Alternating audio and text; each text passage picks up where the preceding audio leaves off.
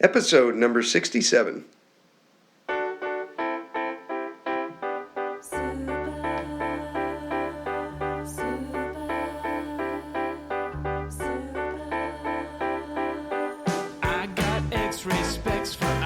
Welcome to the Heads Up Poker Podcast. This is Steve Barton, and thank you for tuning in. Today has been a fun day of poker, and it's still not over. I got up this morning. I got a session from Daryl Jace. We went over my HUD. Mike and Carlos were able to screen share. Doug was supposed to be in, but he had a lot of stuff he had to do, getting work done on his car. And anyways, he couldn't make it. But it was really, really informative. Daryl really broke down my HUD, and I thought I understood Hold'em Manager 2, but I was vastly mistaken. I don't know nearly as much about it as I thought I did. So that was really good. And then Mike and I and Carlos went through a little Bovada tournament that I bubbled, and broke down those a couple of hands from there. I took a clip from that. I recorded a little section of it, and I'm going to put it towards the end of the podcast for the strategy section. So hope you guys enjoy that. There's a couple of interesting spots there that I think I thoroughly butchered. But yeah, so we did that. Then I coached a student. I coached Todd at after that, and now I'm here with you. So this has been quite quite a day so far with poker. I might even put in a little session tonight, playing a couple of sit and goes or something. I just don't feel like my beak has not quite been wet enough yet. I need to. I feel like I need a little bit more. But oh, by the way, that coaching session with Daryl. If any of you guys are on the fence about if you want to learn more about HUDs, and if you have a decent sample size on your Hold'em Manager or your poker tracker, get in front of the computer with Daryl for an hour. It is well worth it. If you guys want to see what he did, just to see what his coaching is like, go to click on the link in the show notes. I'll put a link to it. And Daryl recorded the whole thing and then threw it up on YouTube. So if you want to learn, just hell, what you could do is you could go on there and see exactly what we did and what buttons we clicked, and you could do the whole thing yourself and probably learn almost as much. But at least go check out the video. And personally, I would hire him and have him do that to your stats, because he's good. We went through, and what are some of the things that we learned here? I took some notes. First and foremost, I got to get ICMizer. I got to quit being a cheapskate, and I got to get that. Carlos had it, luckily, so we were able to kind of pull it up there. Mike also has to get it as well. So, all right, we're done being lazy. We're actually going to do it. We went through my HM2 and looked at all the stats here, and we did it by stack size. And Daryl and Daryl had spent a little bit of time with me before and gone through. And we looked at pre-ante, apparently, as Mike would put it, I'm the LeBron James of poker here, and I'm just kicking ass pre-ante. Post-ante, that was a different story. Daryl showed me how to go through here and pick out post-ante, how I was doing with different stack sizes. So post-ante, with the antes, 41 to 60 big blinds, I'm almost minus one big blind. I'm minus 0.7 big blinds.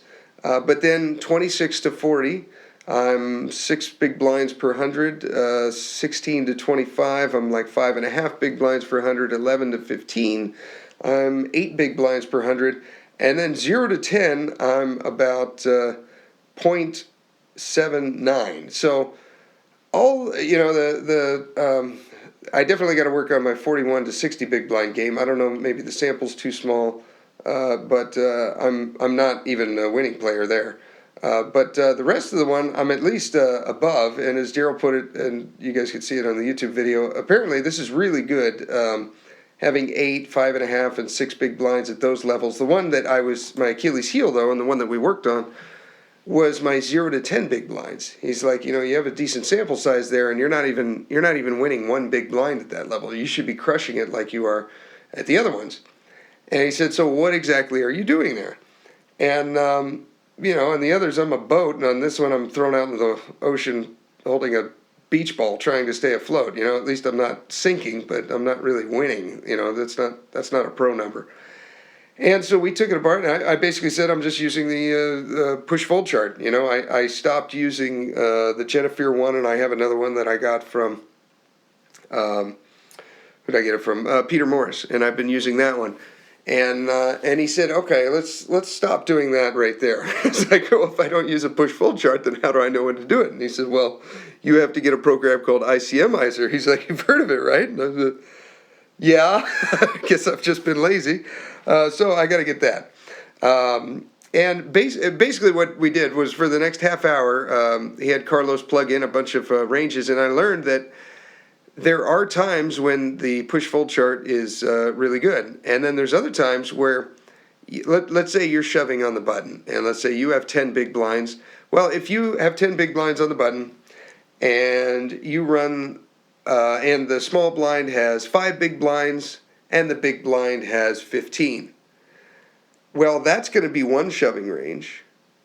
And then it'll be a different shoving range if the small blind, if you now have 10 big blinds on the button, and the small blind has 15, and then the big blind has 5. That'll be a different range. And looking at those push-fold charts, they don't account for that. But this program, ICMizer, does. So I gotta get that program.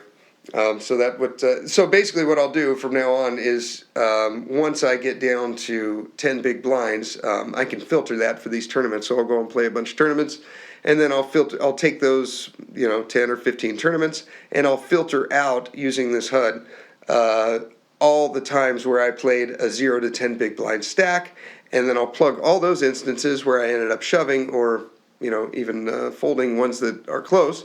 I'll plug into ICMizer and see how I did, and see how those compare to the chart, and where I need to adjust and where I need to learn. So I feel, Carlos and I were talking afterwards, and I feel like a douche or like an idiot because I've been preaching this push-fold chart for a year now, and maybe it's not the best thing. I mean, it obviously it's at least winning. I'm not sinking in the spot where a push-fold chart, but not even winning one big blind per 100 is not exactly something to brag about. So so I'm excited to see how that's going to change my game. I think it'll be pretty cool. One other little random thing that we learned. It was kind of funny because Daryl was like, what the heck is aggression factor? What does that mean? And then I said something like it's like bets divided by calls or something like that. And then Carlos he said, okay, this is what it is. He said, aggression factor, if you guys have a HUD and you have aggression factor, and if you already know what this is, then fast forward about 40 seconds. But if you don't, what it is it's the, as far as in a mathematical formula, it is the number of times that you bet and raise divided by the number of times that you check and call. So if you take a given session and let's say you've bet 5 times and you've raised 5 times, so that equals 10, then you put 10 divided by, and let's say you've checked 2 times and you've called 3 times. Okay, so that's a total of 5. So you take 10 divided by 5 and you get 2.0. So if you see a guy with an aggression factor of 2.0, and you see, then you know that he has bet or raised twice as often as he's either checked or called. Does that make sense? So if you, on the same token, let's say you see a guy with an aggression factor of 4.0. I saw one of those today when I was reviewing the session with Todd. There was someone with an aggression factor of 4.0. That means that they've bet or raised 4 times for every 1 time that they've checked or called. That's a very aggressive player. So that's kind of a neat little stat to have. It, even in smaller samples, it gives you a quick snapshot, or at least an idea of what kind of player you're playing against. So, I think it's a good stat to have. And if you got a aggression factor of 0.5, then you got a calling station on your hand. Okay, the guy does not. He just calls. Okay, so So that's a neat little stat if you guys didn't know what it was. Yeah, so that was a lot of fun. After that, Carlos and myself and Mike, we took a tournament that I played in, and man, I've had a rough couple of weeks on Bovada. Just not, this one in particular. I ended up getting all in with aces, and the guy with queens and queen nine somehow managed to limp call out, or I can't remember if he min raised. I think he did min raise. I think he min raised, and then I three bet. Another guy shoved, and then he called with queen eight suited, and then I snap called with my aces. Ended up being the bubble boy, busted out, so that was kind of a bummer. But we go over a couple of hands at the end of the podcast for strategy section, and what else has been new? I bought a truck. I bought a little Toyota pickup. I tweeted about it. It's a brand new 2016. It's actually a 1990. I know I probably fooled all you guys. It's not a 2016. It's a 1990 Toyota pickup, and I got it for $2,000. I had to put $300 in tires on it. I've bought about $100 worth of stuff at the auto parts store.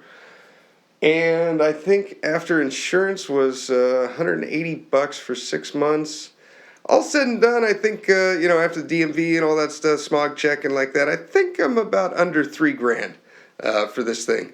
And I'm pretty happy with it. It's a neat little truck. What's so cool about this is now I can't wait to try it out tomorrow. I'm going to drive it to work tomorrow, and then I got to go pick up this stuff at the liquidation store tomorrow, which is about 15 miles from my house. So my normal routine was I would take the Honda. My regular car is a Honda Civic, and so I'd take the Honda Civic down to the liquidation store, and I would have to pack it with as much crap as I possibly could. I've got like foam mattress, the memory foam mattress toppers that you can put. I usually get like 5 of those a week. You guys have seen those squatty potties. Those are not small. They take up a lot of room. They're very light and they're very profitable, but they just take up space, So I pack my car with all this stuff, and then I got to drive all the way home, unload it, and then drive all the way back down to the liquidation store, do it again. I've had to do this up to 3 times, and it's just exhausting and seems completely pointless. So I bought this little beater truck that I hope, if it goes 10,000 miles, it's got 350,000 miles on it. If it goes 10,000 miles, it won't owe me a dime. And I'm going to run this thing either until it blows up or I outgrow it and I start needing a bigger one because I'm getting more stuff. I'm excited. I'm only going to have to make 1 trip tomorrow instead of 2 or 3 to the liquidation store. And actually, I got to go by another liquidation store too, so I'm going to hit up 2 of them tomorrow.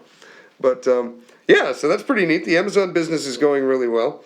My wife is getting ready to graduate out in Dallas. She's got, as the time of the recording of the podcast, she's got a week left. By the time this comes out on Monday, she'll be graduating in 2 days. And if you're listening to this in like 2020, then it's happened a long time ago.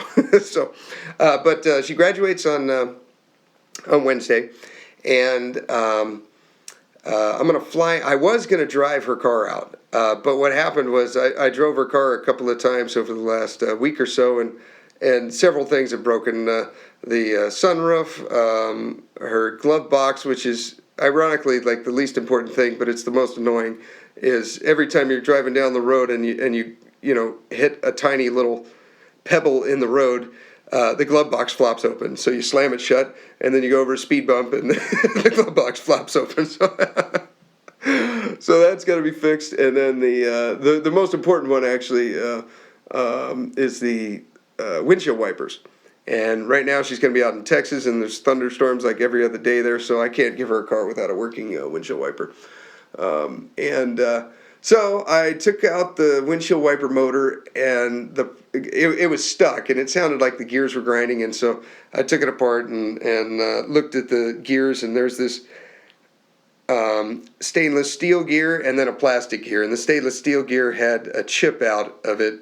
One of the teeth was missing, and it just ground the shit out of the plastic gear, and it's done. So Unfortunately, they don't sell those 2 gears, so I had to get the whole motor, and I'm waiting for that to come in the mail. So, long story short, I'm not driving out to Texas just yet. I'm taking a flight out there, and I'm going to watch her graduate, and then her and I are going to come back here, and I think by then the parts will show up, and then she'll go back out to Texas, be based out there. We got her an apartment out there now.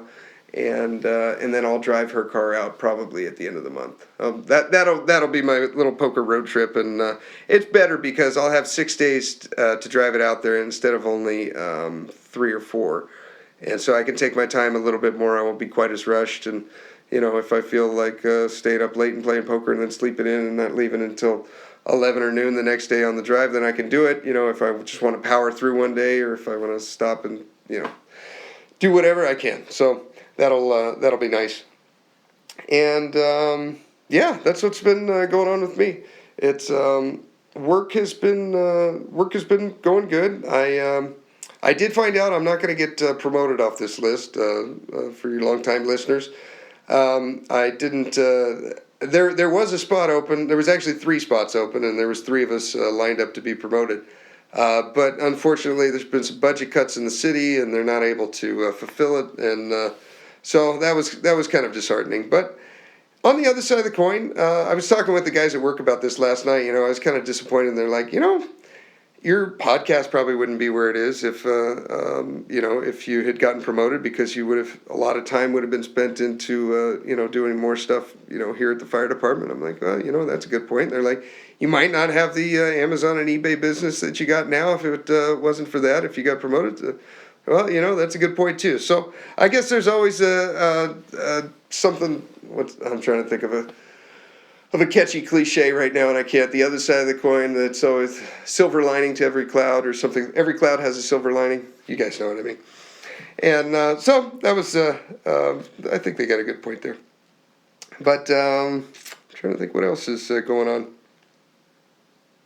Got a couple of interesting guests coming up. Hopefully, we're going to have one for the next episode, but we'll see. I'm kind of flying by the seat of my pants here, but I think that's about it. If you guys want your 3 free MP3, click on the link in the show notes. It'll be a little MP3 that you listen to before you play.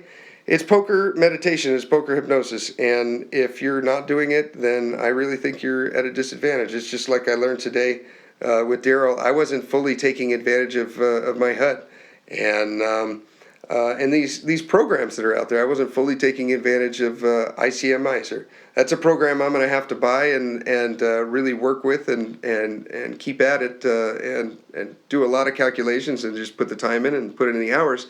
But with these hypnosis tapes, what you do is you listen to one before you start playing, and it really couldn't be easier, and it gives you such an edge. It really does. It just gets you in the right frame of mind. Before my study session with Daryl and Mike and Carlos, I listened to the study booster one. It's a coaching hypnosis study booster, and I was completely focused for that time. Then I had a little bit of lunch. I listened to it again before I coached Todd. These things really work. I really believe in them, and you can try it for free without it costing you anything. Just click on the link in the show notes, or go to HeadsUpPoker.Poker and scroll down to the Elliott Rowe link. Click on that. It'll take you straight to the download page. You can listen to it on your phone or on your computer or wherever you want. So, thank you, Elliott, for that. Thank you to our sponsor. And, let's segue on into the strategy, and then we'll go to the end.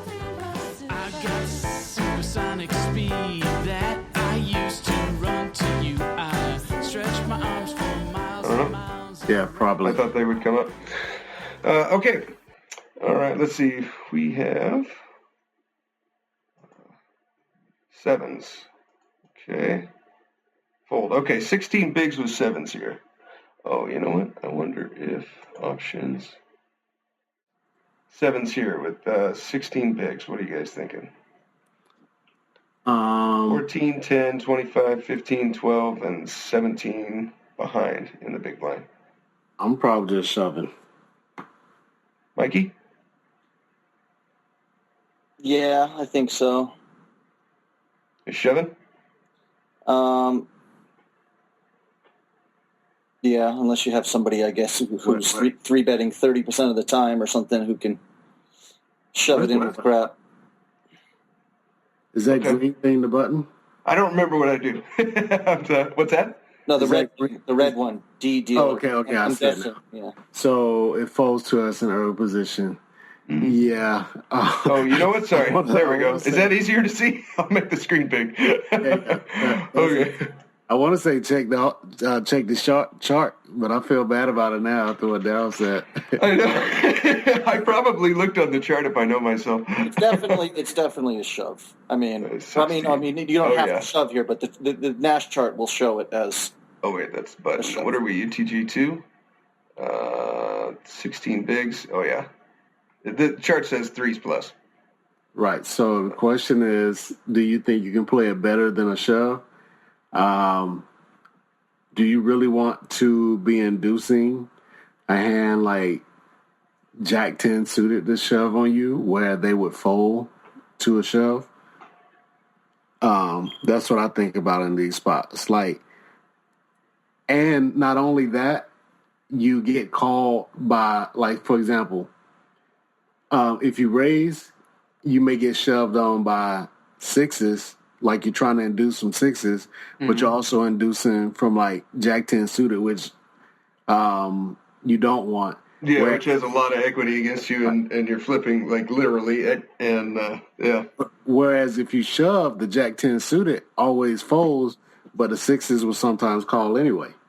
Yeah. So you get the best of both worlds. Of course, the other thing with Bovada is they're so fucking flatty, where even if I have pocket 10s here, you got 3 people flatting off 15 to 20 bigs. Exactly. You never. Yeah. I mean, that's a hand you want to induce with, but you might not only induce, you might get 3 fucking monkeys to call. Yeah, with Jack 10 off and shit like that. Yeah. Yeah, I'm shoving this every time. Okay. All right. Let's see. I think I'm hoping I shove. Nope, I just raise. What do? I raise that to, what is it, 2.5 big blinds? No, not quite that. 2.2? Yeah. Limp. Okay. We didn't discuss limp shove either. That's definitely an option. Oh, I didn't think that. I limp shove this hand often when I have around 20 bigs. But like I was telling Daryl, when I'm around 13 to 17, I just treat all that like 15, which may be bad. But like 20, I would never open shove 20 here. With 20, I would be looking to limp shove. See, when you were saying the 13 to 17 big blind range, in my mind, I was thinking I play 14, 15, and 16 the same, and then I play 11, 12, and 13 the same, and I play 17, 18, and 19 the same, and then once I'm at 20, then I'm on to somewhere different from there. So I have that window broken into 3 different categories, Yeah, that's probably a better way of doing it. One thing you can say is say if you have 17 and you raise and somebody shoves and you have to fold, it's you're 15 is in my mind a shove stack. So yeah. Anything above 15, if I have 16, if I raise fold, now I'm below the 15 because I'm only got 14 left. But with 17, I can raise fold, and I still got the top of my 15 big blind shove stack. But that's more something I'm going to consider when I have a hand that I can only play as a raise fold. When I have a hand that's profitable as a shove, I don't even consider raise folding it. Okay. See, that's interesting. Okay, 17, let me see if I can break it down. 17 to 19 big blinds, I treat that as I can raise fold somebody. If somebody shoves on me and they've got 13 bigs, I can raise fold that. Now, when I get from 14 to 16 big blinds, I will raise fold to 12, a shove from a 12, but any less than that I'm calling. And then, what is that, 11 to 13, I'm not raise folding, ever. Right. I'm just always ripping those stacks. Yeah. I'm either raise calling it off or I'm just shoving it. Right. Yeah. Okay. So I don't know how balanced you would. Like some people would say here, if you still want to steal occasionally off this stack, you can't shove here. Because then when you just min raise, people know you got either aces or everything else. And I think they're gonna that's just shove on you. I mean, I don't know in most Bovada tournaments if people are like responding to that. If I see people who raise and shove and limp with like 10 or 11 bigs, my shove range definitely goes way up. that's valid, but I don't think we need a hand as weak as sevens to protect our opening range. Like I'm shipping sevens here, but I'm not shipping nines. So I have like nines plus to protect my raise folding range. Right. Okay. You've got a That few makes more hands sense. in there. Yeah. Yeah, it's not just like aces and king. Like there are people, like if I ever see somebody shove this stack size with like tens or jacks, then I know that in the future when they just raise, that range is weaker because it's not protected. It's only protected by the very top of the range. And, if they're an aggressive player, then they probably have too many raised folds. And if they're a tight player, they probably have too many premiums. So I can almost play perfectly against them in the future. So, yeah, you do need hands to protect your opening range, but I don't think sevens is strong enough for that to use in that way. You might, here's the thing that I still haven't figured out Bovada. All these fucking 3x and 4x opening, but this might be an obvious spot for the 3.5x opening where you might get one person to flat, but you're not going to get three flatters. I mean, you're also reducing the chances that someone 3-bets the ace-3, some kind of crap hand. But, I'm just wondering with these Bovada stacks, late stages, average size, these people who just keep opening for 3.5, 4x, I'm like, maybe this is the fucking way to do it because I'm just not deep enough to 3-bet fold against these stacks. You know what I mean? They're definitely some good players that do it. They're taking fucking that play out of my ring. On the other hand, when people, if they're doing it if they're doing it frequently and people are shoving on them, then your stack is just dwindling really fast. But anyways, just... Steve, what other hands are you playing this way? Aces, kings, queens, jacks, tens, nines. Actually, probably all pairs down to sevens, I guess, maybe sixes. I'm playing ace king like this. I'm thinking, okay, with 16.5 bigs, what am I raising to 2.2? Basically, if you don't have a shove range here, then there's not. I mean, what are you doing with ace jack suited here? Are you more likely to shove, or are you just gonna min raise too? I'm gonna 2.2 it, 2.4 maybe. So do you just not have a shove range at all in this spot? You know what? That's an interesting point. Okay. Where would I shove here? You're not doing it wrong, I don't think. I don't think now that you mention that, I don't think I would ever shove here. Pocket sevens would be the 3-star. This is the one where most people, if they're going to say what shove range, this would be like the first hand they mention. Yeah. Okay. So under the gun +1, under the gun +2, under the gun +3, pocket sevens. No, I can't picture any with 16.5 bigs. I can't picture any hand that I would shove there. I guess I don't have a shove range there with 16.5. This might also kind of play. Remember how I broke it into 11 to 13 big blinds, and then 14 to 16 big blinds, and then 17 to 19. Right. This is 16.5, and maybe that's why I brought. I don't know, but it's right in the middle there. What are you doing? What are you doing with fives here?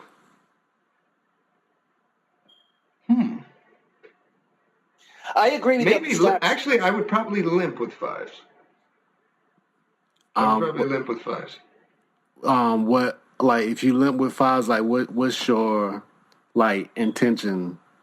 How do you expect that to be? How do you expect that to make money? Like, how can I make money by limping fives? Like, are you limping, hoping that it? Like, you're not set mining, really, because if somebody raised, you got to fold.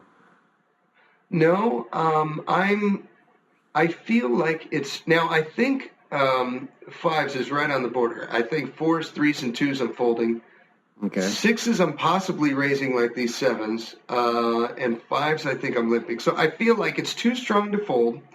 There's a stack behind here with 10 bigs and then 25, 15, 12, and 17. I've got 16 and a half, 14 big blinds behind. I feel like I can kind of see what people do, and maybe I get more limps, or I think limping fives here would be a leak in your game, Frank. Is it a leak? Just to be open. What would you guys do with it? Would you shove it? I think it's either a shove or a raise fold. Yeah, personally. A raise fold. Okay. I'm thinking that if the chart says it's a profitable shove, I'm just going to shove it. Yeah. Right. And some hands can be played. I should qualify that. If the chart says it's a profitable shove, I'm going to shove it unless I can think of a more profitable way to play it. And I can't think of a more profitable way to play fives. Right. Okay. Well, if I limp fives here, I'm calling the 10 big blind shove. I'm calling the 12 big blind shove. And probably the 14 as well. Okay. And the 17 I'm folding to, the 15 I'm folding to, and the 25 I'm folding to. Is that a leak? Well, then you should be limping pocket nines too. Then I think is maybe what you know what I mean. Okay. You got to put a few more in there probably. But I agree with you in terms of this stack size. It's like 12 big blinds. Okay, easy shove every time. Yeah. 19 or 20. A lot of times I'm going to be. This is like I can raise. You know, if especially if there's a few tighter players, it's like it feels almost too much to just shove. Although the charts will say you can even still shove 19, but big blind's profitable. So 16, it does feel like a lot of chips to shove here. I kind of agree with you there, but I think shove is the play. Okay. Yeah, shove is definitely plus EV. It's got to be. So you're only... How many chips were in the pot to start the hand? Let me back it up here. Yeah, that's another thing I look at sometimes. Okay, to start the hand, we have... There's 9,600. 9,600. You got 65,000. So 65K, yeah. Yeah, so it's only a 14% bump to your stack, which doesn't I like whenever I'm shoving, I like that number to be 20%. You know what I mean? Just internally, yeah. But I still say that you know what you just said is why I limp shove when I have like 20, but maybe this stack is close enough to 20 where maybe I should be like limp shoving with a hand like this off of this stack and maybe just ripping if I have 15 bigs. Because if I have 15 bigs, then I'm picking up closer to that 20% bump to my stack that we want. I don't know. Yeah, I don't know where the 20%. I have all these numbers stuck in my mind, which probably should not be the major decision in making strategic stuff. But for whatever reason, like 20% is like my magic. I mean, I've heard that too. Like that's not just you, and it makes perfect sense because the average pot pre-flop before anybody put chips in is going to be 2.5 bigs once you add up the blinds and antes, and that's a 20% bump to a 12-bit blind stack. So it makes sense that we're willing to open shove when we have around 12, 13 bigs and not, bigger because of that 20% thing. So maybe I'm kind of leaning more towards limb shoving. And again, it's going to depend a lot on how people play because I want to limp shove, but I don't want to limp shove at a table where nobody raises because I can't. And like if I limp and everybody limps behind, I'm going to be like, fuck, why didn't I just shove it? So, but if I notice that there's an aggressive player on the button or the cutoff that likes to attack limpers, then I'm looking to limp shove. Right. And pocket fives is still a decent limp shove hand here too against somebody who's going to be 3-betting, 25% from the button or something. Right. Somebody busted me last night in a similar spot because they limped and like a bunch of other people limped behind, and I'm in the big blind with like ace deuce suited with like 17 bigs, and I'm thinking like it's like 35-40% of my stack out there. I'm going to shove and take it down, and they called me with like threes and busted me. So maybe like limp shove over aggressive raisers, or limp call shoves from aggressive shovers, I guess, which is kind of the same thing. But limp fold to, if a tight person raises, just limp fold. Like this guy's 11-4 over 54 hands. If he shoves, then fold fives. I just don't have a limping range here. Okay. Personally, but Apparently, I don't have a shoving one either. So. All right. Okay. Pocket sevens. UTG +3. Pot is 9,600. Blinds are 2,000, 4,000. Hero has 16.5 bigs. Raised to 933. And it folds around to the big blind who calls. The big blind's got 17.4 bigs, so he's got us covered. After 31 hands, he's at 26-16. So not a huge sample, but has us covered. Pot is 24,000. The effective stacks are 56,000. So we're like, what is that, 2-to-1? A little bit more than 2-to-1 stack to pot ratio. Villain checks. We have sevens on the flop of 2-9-9. So we have the nuts here like every time, right? Yeah. When he checks us. Yep. I'm going broke here. Yeah. I'm back calling. Probably betting, and maybe, yeah. What's our stack? The 56,000. So we got like about flop. double the pot. I'm betting flop, shoving turn. Okay. Same for you, Mike. We're always betting here. We're never checking, right?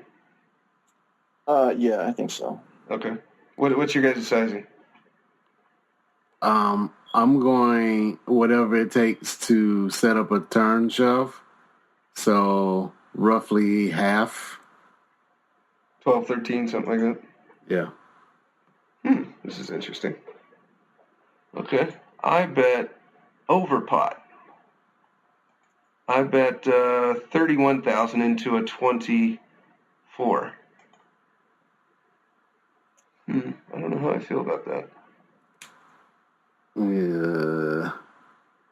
It's gonna be hard to get called by worse when you do this, unless he has like a deuce. Exactly. I think pairs like 3s through 6s that would call this would have possibly shoved pre, because he's kind of short also, but maybe not, because like some people just don't shove those, and your opening range shouldn't be that wide. So I don't know. Maybe it's not. Well, for one, I don't know. Does he fold like spades if you do this? Because he's not getting the right price to call with spades now. I don't know. I feel like it's unnecessary, but I don't think it's bad. Exactly. I can't think of why it would be bad, but I don't think it's necessary. Like, what's the purpose in doing it? Like why did you do it? I don't know. I don't remember. I'm trying to analyze it now, and I'm thinking maybe I just knew that I was going with this hand, and I just wanted to get it. And all in is a way over bet. I don't know. I don't know why I did that. I felt like no matter what came on the turn, king, queen, jack, 10, ace, I'm going here. Starting with 16 big blinds and on a flop of 2-9-9. I can never fold. If you want to get called with worse, just over shoving might be. That would be better, probably. Huh?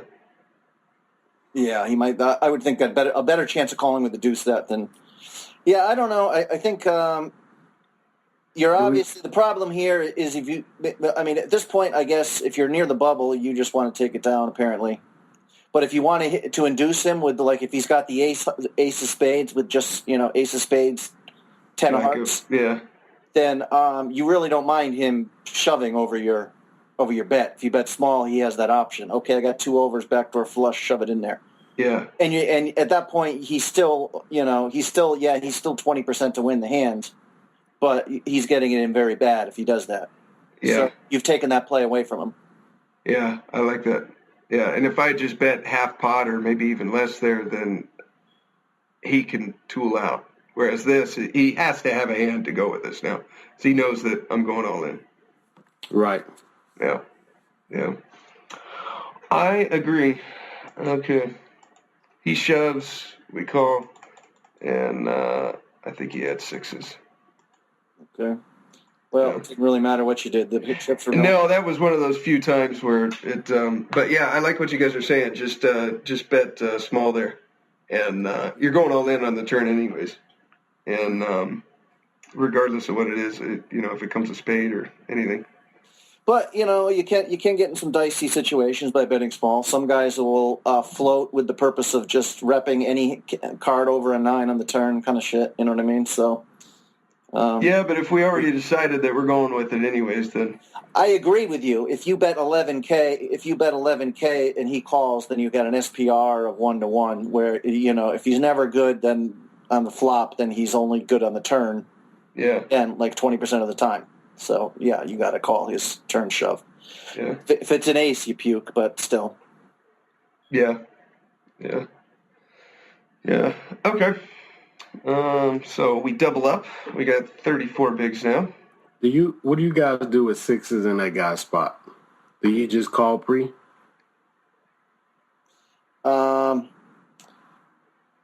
Yeah, you should be a shove or fold, right? Okay, so he had 17 bigs. I opened with 16. That would be, if I had a lot of hands, that would be villain dependent. Like if it's an 18-12, I'm probably just folding. And if it's a 22-15, I'm shoving. Steve looks like Steve was a 16-10 in this spot. So right, if he's not, the flat. Yeah. Flat. The flat's okay. Yeah, but with that being the case, I'm probably not going broke post flop if I think has a tight opening range. Right. Yeah, I don't know. That bet size would leave me utterly perplexed there. I would know he never has 10s or better. That would be my first instinct. Right. So pocket 6s then are good against all your remaining hands. You know what I mean? So that's a good point. I would probably I would probably call it off like this dude. So I can't. So maybe both people played it right. Okay. I don't know. That's why we love this game. Yeah. Thanks for giving us a head scratcher right away, Steve. All your dumbass plays are going to leave you interested. It's funny how that hand started with, shove every time. Yeah. And now it's like, we end with, I don't know. We just dissected that one down to the finest minutia. Yeah. But this is good. No, this is good. I come to think of it, I didn't even know that I didn't have a shoving range there. I just always raise, or I didn't even think about limping 5-4. Okay, I fold 5-6. UTG, Queen 8, that's fold.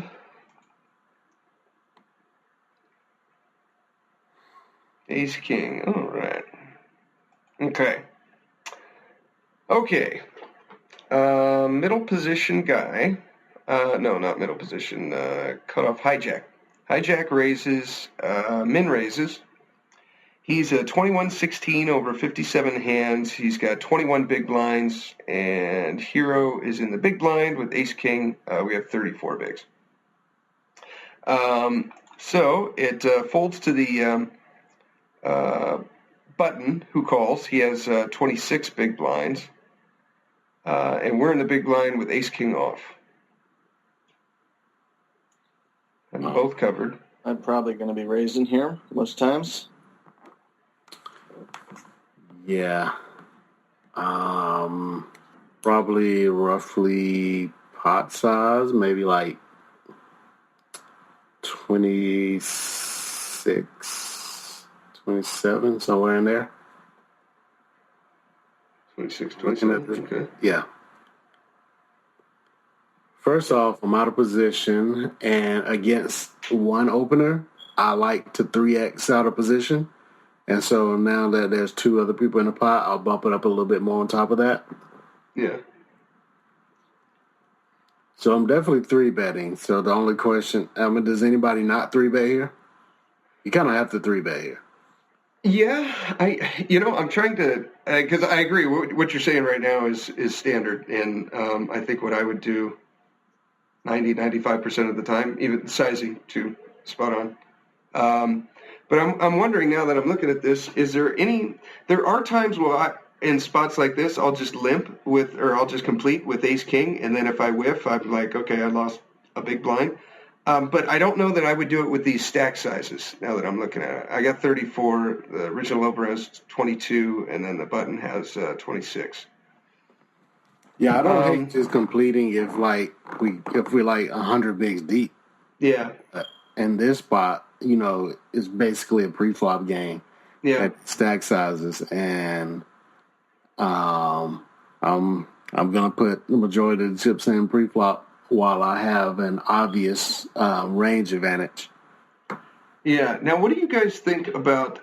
Because I was saying 95% of the time I'm doing just like what you said, and I'm picking. Same exact sizing. But what do you guys think about open ripping here? The only reason I would not do that is because both players have a lot of hands in their range that I dominate that would call a 3-bet that would not call a shove. So, like, on Bovada, you 3-bet here, people are calling with, Ace Jack, Ace 10? Ace 7 suited, okay. King Jack off suit. And shit, stuff like that they would not call a shove with. And especially the original Razor, his range is really wide. So I want to get value from those hands I dominate, and I think shoving doesn't allow us to do that. Okay. What do you think, Mike? Yeah, but, again, 25K in the pot. That's a nice little bump to your stack. You know what I mean? That's 6. You got 6.5 big blinds in there. So I don't dislike the shove. I was just going to say the flat again. I have like with Carlos. I have these dumb ideas that you can't win 3 flips in a row. You know what I mean? There's only a 12% chance of that happening. You got a better chance of getting it in kings versus aces. He's so serious too. No, if for game flow reasons, if my stack was 30K and orbit earlier, and I had just chipped up, like in my mind, I'm like, you know what? I don't even, I'll just flat here and let's all flop them. So that would be like a game flow. Okay. I was just going to say bet sizing. I probably bet a little more with ace king off than I do with ace king suited, just because you'll have a little more equity with the suited. So I will tweak my bet sizing a little bit there. That's probably wait. Say that again about the suit and offsuit. I didn't get it. Carlos says that's not good. I'm sure he's right, but I would say just generally anytime you tailor your bet size to your specific hand, that's a bad thing. If you want to do it based on a range, then I think that's fine.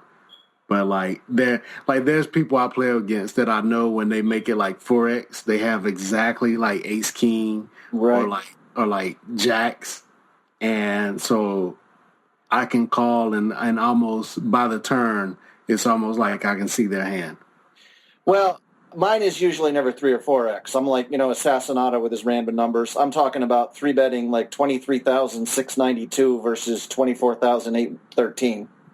Okay, yeah. In that case, that's effectively the same thing. I was picturing 24,000 and 30,000. Okay, but that's so anyways, that's not a useful observation. But yeah, I would normally be raised, calling it off.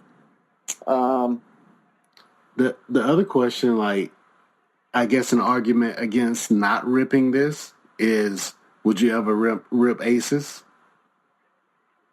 No, I don't think I would ever do that. Would you ever rip kings? No. So like if you're not ripping the top of your range, you need some bluffs in your quote unquote bluffs in your 3-betting less than all in range so that people can't say, oh, if he rips, he never has aces and he has ace king a lot. And if he 3-bets less than all in, then he always has a big hand and probably not ace king. On the other hand, if the guy's saying, well, he never has a big pair here, I guess it does make it possible that he calls with ace jack suited, sometimes. But, that makes sense. When I was thinking of open ripping, I was thinking maybe we do get calls from ace queen, and we get calls from ace jack suited. But other than that, they're probably just calling with like pairs and stuff, which we're not totally stoked to. But I think like those hands you guys mentioned, ace queen and ace jack suited, I think you're going to get a call from those hands, whether you shove or 3-bet. And so the question is it worth? Because if we 3-bet and ace queen calls us on like a board that is not good for either hand, we don't get the rest of his chips. But so the argument is it worth it to get it all pre-flop? Is getting it all pre-flop worth allowing him to get away from king queen, king jack, ace 5? Like, in defense against just the Bovada field, though, it feels like this is a spot a lot of times where I have been 3-betting or squeezing. Let's say there's an extra player in the pot. There's 3 people with 8,000 in, and I make it like 34K. There's 3 people who will call off 30-40% of their stack pre-flop. And then you just have to hit the flop to win the hand, where if you shove it, you know what I'm saying? Yeah. What I'm saying is if I 3-bet this to 20, what did we say, like 27? And 24 to 26. So let's say 26. What is that? 80, 78. If I 3-bet this to 26 and there's 78K in the middle, and I'm going to have like 100K behind, I'm C-bet getting it in regardless if I hit or not. Because once I C-bet, if somebody does have a pair, a lot of times I have 2 overs and I still got 25% equity anyway. So I'm not just folding if I miss. Well, that's especially against the original raiser, because he only has 21 big blinds, so he can't even bust me. Neither one of them can. But if they both call, what if you make it 24K, they both call? Of course, at that point, you got 100K in the pot, and they've both got 70, so I guess you have to. But in the flop is 9-10 jack of hearts? I'm freaking done with it if it's 9-10 jack of hearts. That's like I'm getting like the one flop maybe where you just have to give up. But there are definitely like some situations where I'm done. But like, let's say like a 9-5-4 board with a flush draw on there, I'm going broke. Right. Not necessarily going broke. What I'm saying is I'm betting knowing that I'm ahead of the range. Like there's a lot of hands in their flatting range that like they're more likely to flat a Broadway hand like a Jack 10 suited than like some 9X hand.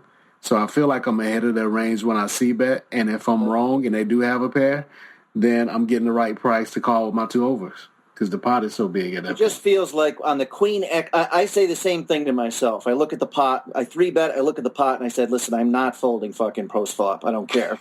And when it's Jack XX and I bet and they shove and I call, I mean, how often are you actually ahead though? Like very rarely, but 25%? You're behind. You're behind. You're behind with 30% equity or something, yeah. But I hear you, yeah. But anyways, if we raise it to 26 here, and then they both call, I mean, there's going to be almost 100K in the pot. Sure. At that point, if you make it 40K and one of them shoves, then I'm just saying you can just bet the pot at that point because they have less than the pot, both of them.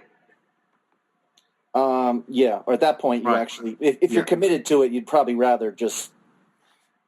And what I tell myself is, it's like I shoved pre and got called by a worse hand and just lost a flip. It's like I'm delaying my flip till post flop. Okay. Because like if you shove pre and you get called by Jack 10 and you lose, you're not worried at all. But if you do this and the flop comes 10 high and you bet and the guy shoves and you call with Jack 10, you feel like you made a mistake. But it's almost like the same situation. All the chips it's kind of the same. It's a worse hand. What do you do here, Stevie? Well, let's see. I shove. And fold. Huh. Okay. That's interesting. See, this would be a great time to have the other replayer where we can see their hands. Yeah. Guarantee you that there's a lot of there are some hands in the range that they folded that we dominate, yeah. There's probably a king jack in there or a like an ace-7 suited. Do you take into account at all like stats in this spot, like the fact that the raiser who opened was 21-16? Does that factor in your decision to shove here? Like if he was tighter, would you? I don't know. Like, does that factor at all? If I remember right, I'm thinking this is what influenced me right here. This 43 VPIP. But it's only 7 hands. I mean, it's such a small sample, but I don't know. I'm surprised I shoved there. I feel kind of dumb because I'm like, 95% of the time I'm making the exact same size, and then here I go and I shove. But I don't know. When you say the 43 influence you, in what way? Like he might call me light. Well, that's Carlos's point. Is that that's not a horrible situation? Yeah. I'm more likely to shove here with like ace-5 suited. Okay. Because I don't dominate anything. It's probably profitable given how much the first guy's opening and how capped the second guy is. Like, it almost feels like a waste. Like, to me, shoving this hand feels like shoving kings. Okay. But I'm not saying it's like the worst thing in the world. I'm just saying that I feel like we are missing some value by doing this. Yeah, we're now allowing them to just play really well. What price buy-in is this? Do you know? Let's see, 5K guaranteed, 10K in chips. I don't know. I'm guessing 30. If I had to throw a number out there, but I could be wrong. I don't know. It doesn't matter, man. Everybody on Bovada sucks. And I learned this when I was watching the Stick It to the Man on TPE like 2 hours ago. I didn't go to sleep last night. Well, not 2 hours ago. I was basically up all night watching TPE videos because I couldn't sleep, and a lot of times poker videos put me to sleep. Mm-hmm. So I decided to fire one up to help me get to sleep. And like 4 hours later, I'm still watching it at 6 a.m. because Mark and KB are just so entertaining. But KB was playing like an $82 tournament, and I saw like some of the worst plays I've ever seen in my life. One I final tabled last night, the same $75 knockout. Oh, right. So even at that high buy-in, people still play really bad on Bovada. So yeah, I think the buy-in factors in a little bit, but not as much as you would think. On sites where people can see you, it's like people are not embarrassed to be donks on Bovada because nobody can see their face. Yeah. You're just the number. Nobody knows who you are. If anything, if the guy with the VPIP of 43, who you think is a little high, then if anything, that would make me bump up my 3-bet size a little more. Because if I think he's calling anyway, rather than 24K, 26.5. Yeah. Again, Carlos, I'm sure Carlos is right when he says you shouldn't be messing around with your bet sizes, but something I definitely do. Yeah. I'm just saying not with specific hands. Like if you do it with a range, then I think it's fine. Right. Yeah. Okay. Now, this is a dynamic that that I've kind of built up a little bit. This is the small blind versus big blind thing. And like normally 7-4 offsuit. Okay, so folds around us in the small blind, 7-4 offsuit in the small blind. I don't really fold here. I just kind of complete, unless I get the dynamic going between the two of us first. So I'll call, and then if he checks, then I fire any flop. Okay, so he checks, and then I'm just going to fire this like 100% of the time. And I find that I keep doing that regardless of my hand until they play back at me, and then I adjust the pattern. Yep, I do that a lot. That's Okay. something that back when I was playing sit and goes, that was something that was like part of correct or like I guess accepted strategy Yeah. at the time. So yeah, I do this a lot. I like it. You do the same thing? Okay. Yep. All right. What do you do on that blind on blind thing, Mike, when on Bovada where you don't know who they are? How do you start it off? Well, I don't know. I'm just looking at his stack size and his VPIP. I'd be more inclined to like 3X here because I think he's just folding 80% of the time. Yeah, that's a really good point. Yeah, he's 16-12, and he's got 14 bigs. Yeah, you're probably right. He's probably folding almost everything. If you 3X it. And then if he shoves, you just obviously dump it because you have 7 high. What do you do? Like, I hear people make arguments sometimes, and I don't know how I feel about it. Like, what Mike said to do here is easy to do with this hand because we open, he shoves, it's an easy fold.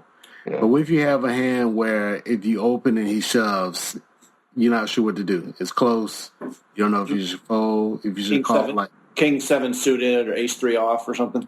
Yeah. So, like, what do you do with a hand like that initially? Oh, me or Mike? Mike. Oh.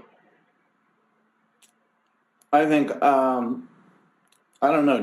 Should you have a, See, I don't know. Like, I think probably ace rag and suited kings, I would just be shoving here. See, I end up just shoving in spots where if I don't shove, I'm not going to be sure what to do.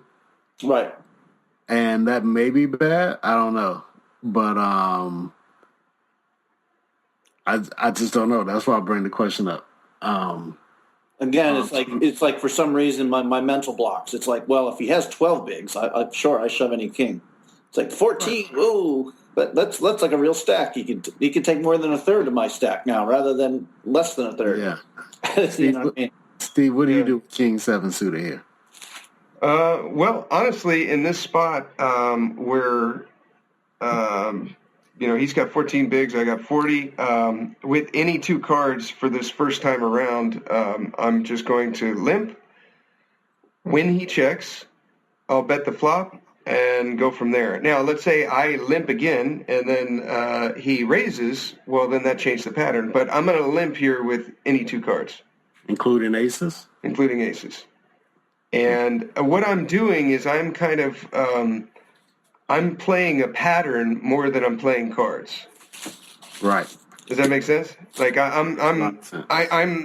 used to play chess quite a bit for years. I played with friends and on my phone, and it was probably 10 hours a week for 2 years.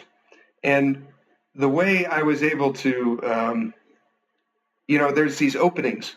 And so you memorize these openings, and if you can memorize an opening further than another guy can, it gives you a huge advantage later on in the game.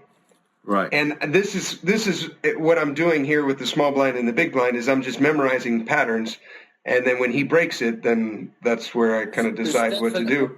I would not be. There's definitely hands I would either be folding or raising with. I mean, what are you doing with 9 deuce off here? I'm limping it and then seeing what he does. Okay. I like it. It makes sense to me. That's how I play the small blind when it folds to me. And I don't know if that's right or wrong, but to me it's a game and it's fun. I like it. It's who can memorize the pattern longer, Right. Makes sense. Worked out this time. This time it did, yeah. So now the next time around I'll do the same thing. and until he breaks that pattern. Unless we have 26 hands on this guy, so maybe he we've had a pattern set up before then, but I don't think so. If I did that, if I lived there with that. Supersonic speed that I used to run to you. I stretched my arms for miles and miles. That was cool. I don't know why, but that was one of the most fun strategy sections that I've done for the podcast. That was cool. There's some interesting spots, and anyhow, I enjoyed that a lot. I hope you guys got something out of that. What's coming up in the future? The WSOP is approaching. We are in March already, and it's coming up in, let's see, the first day is May 31st, I believe. Let me pull it up. I've got it right here. May 31st. Yes, it is, and it's going to go all the way until mid-July. I'm going to be out there. I was just talking with my buddy the other day. My buddy Joe that I go on my annual trip with every year. Last year was El Salvador. This year it looks like it's going to be Ecuador and Panama. So I am getting to a point with this. We're going to be leaving the 29th of May, and then 2 days later the WSOP starts. I believe I will probably be back into town in Vegas probably around the 25th. I don't know when I'm going to be out at the WSOP, but it'll be after that sometime, I think. 26th on, maybe the 30th to the 8th. I have to be back to work July 9th. So, maybe the week leading, first week in July through Independence Day. I don't know. No say. We'll see. But that'll be up in the updates. I know some of the guys were asking on Mike's Twitch channel when we're going to have a Heads Up Poker podcast meetup. And I foresee if the TPE guys get the same place that they always do, I foresee PT's Pub in our future, possibly a couple nights there. They have good beer, and it's a complete dive to total requirements. So that's probably where it'll be. So I'm looking forward to it. I can't wait. I'm going to go on vacation, I'm going to come back, and then I'm going to play poker. It's like, oh, God. My buddies at work were joking. They're like, do you have any idea how much of a life of a bachelor you lead? I'm like, yeah, I guess I do. I don't know. I'm just having fun. Let's see. Oh, I got a little comment from, let's see, who was the Mental Case on our blog. If you guys want to, submit a hand to the podcast, do it at HeadsUpPoker.Poker. Click on the Submit a Hand. That'll take you straight to the email. If it's not a hand you're submitting and you just want to ask me a question or whatever, that's where you do it. You click on Submit a Hand. And it'll go straight to the email. So HeadsUpPoker.Poker for that. I got on here and the Mental Case. I think it is self-evident that a shove was in order, especially with 14 outs. Okay, he's talking about the hand from last podcast. So if you didn't hear it, or if you're like me and you've listened to 15 poker podcasts in between now and then, I'll refresh your memory. It was let's see. Actually, I'll pull it up right now on the TPE website. Okay, this is from a listener, and he said, I played in a live tournament, starting stack 5K, 15 levels, blinds were 25-50. I have king 5 of clubs in the small blind, and complete the 50 big blind since no raise happened. So 8 players limped, including him. The big blind check, they go to the flop, 8-handed. He had 3,500 to start the hand. The flop comes 8-4-5 with 2 clubs. So the 8 and the 4 are clubs. So he flopped middle pair. With the flush draw. So I had a pair and a flush draw. I check, and so does everyone else. The button bets 350. I tank and see how much money is the pot. What would you do here? So what happens is he checks with the middle pair and a flush draw, goes around to the button. The button bets 350, which is about 10% of Hero's remaining stack. With now 750 in the middle, Hero ended up shoving. And I posted this hand up on TPE and got a couple of pros to respond, and all three of us kind of thought the same thing, that we should just call here. Just call the 350, see what everyone else does, and go on to the turn. And see what happens on the turn, and just play like that. Kind of keep the pot small. And so that's the hand he's talking about. And what he says is, I think it is self-evident that a shove was in order, especially with 14 outs. The guy that folded a set, $40 tournament equals bottom of the litter competition. That's true. Okay, what actually happens was Hero shoved for another 3,500. The results were he shoved for 3,500, and the button tanked. This was a live tournament, so he tanked, and he's thinking and him and hawing, and finally he folds and he shows face up pocket fives for a set. He had middle set. The case 5 came out, which gave Hero a pair, and the other guy had a set. So Hero got extremely lucky in that guy folded that, because he was way behind there. He did have outs, yes, but he was still getting his money in very bad, and that is extremely rare. Out of 1,000 people, probably 4 villains are going to lay this down. It's a very bad fold, and that almost never happens. So I believe, and the other 2 guys that responded also believe that when you shove here, assuming that no one else also checked a great hand, because you don't have that information yet. All you know is the people in between you and villain have checked. So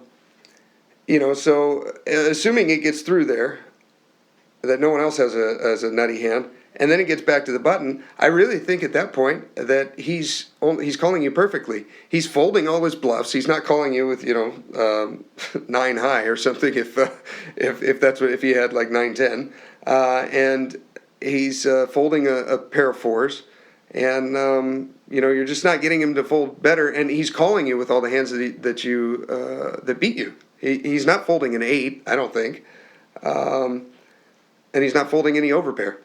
So, yeah, I still like a call there. There's so many things and so much information that you get from a call. When you call there, you get to see what all the people do behind you that have already checked, and you're pretty sure they're going to get out of the way, but you don't know for sure, So you get them out of the way, and then you get to see a turn card. And if it's another 5, or it's a king, or it's a club, and very, very likely to have the best hand. And if it's not, you can play a smaller pot, or you can see what the button bets if you check to him. Maybe he gives you a free card. You just don't know. But I really think that by shoving there, you're getting them to play perfect against your range. So anyhow, that's my 2 cents. Be sure to check out Carlos and Mike on Twitch. They are kicking ass and taking names. You can check them out at twitch.tv/Carlos Welch or twitch.tv/RampagePoker. So go there, check those guys out, and they're pretty entertaining. So I think that's it. I'm going to do a little something different at the end of this podcast.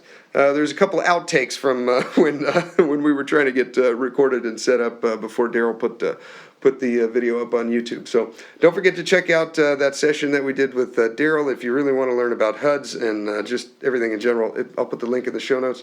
And you guys have a great week. So enjoy these outtakes, and I will see you next week on the Heads Up Poker Podcast. To the middle, okay. Yeah, and hit record. Let's do a test run with all 3 of us or 4 of us talking. I don't know if Carlos is on mute or whatever he's doing.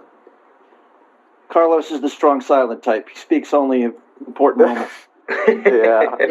I put it on mute because I'm in my office and there's a smoke detector that has a dead battery. that chirp bothers people, so that's why I had it on mute. I don't even hear it. You're so used to it? I'm so used to it, but whenever I do a podcast or something, people complain about it. Okay. That was a little jab at me. I have choices between Steve's voice and a beeping fire alarm. Do I need to tell you what I'm choosing? Yeah, you don't want the internal microphone, do you? Audio device? Yeah. Well, I guess, you do. I don't know what else. Yeah. Okay. I'll have to shoot him shoot the support desk or whatever. What does that record to Trek? What is that? Do you have any other options there? Record to ABI? No, it doesn't matter. I don't think. Okay. You know you've hit a new low when Mike is your tech guy. That's true. This guy doesn't know how to cut and paste.